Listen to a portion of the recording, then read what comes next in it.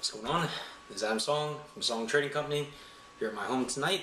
I just wanted to share with you guys a really exciting, one-of-a-kind, definitely unique item that came into my hands just by happen chance today. I was in my shop and I got a visit from a lady probably in her late 40s, early 50s, and she asked me if I buy knives.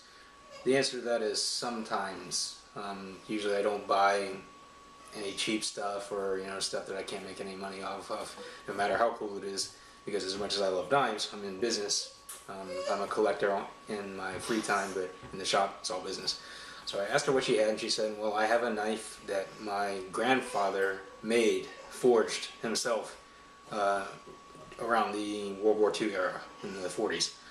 And I said, wow, that's really interesting. And I was like, what can you tell me about it? She said, well, he worked for Bath Iron Works, which I did some research, and apparently it's like one of the biggest and best shipbuilders in the world. They build battleships for the U.S. military. They have for decades. So he was apparently a really, really good craftsman for Bath Iron Works, and in his free time he took a few weeks and forged this knife. She said she found it in the bottom of an old curios cabinet, and she didn't like weapons in the house, so she wanted to know if I wanted to buy it. So I was like, well, let's take a look. So I'd like to show it to you. It was brought to me in this great cloth.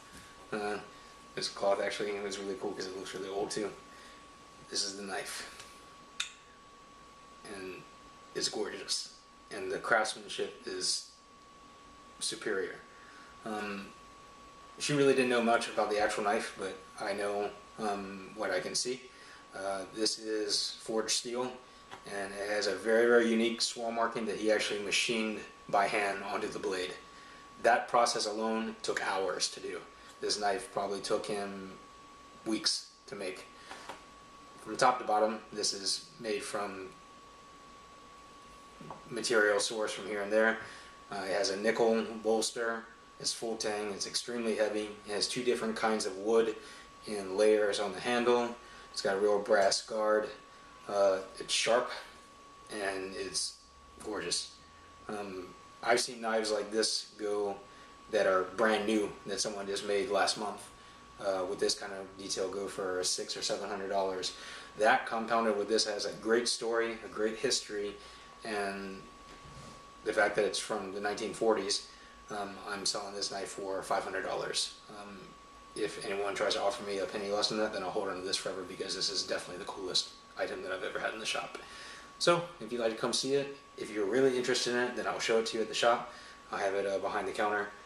Until then, I'm just going to polish it and enjoy it, and if no one wants it, then I'm going to keep it in my collection forever. I kind of hope it doesn't sell.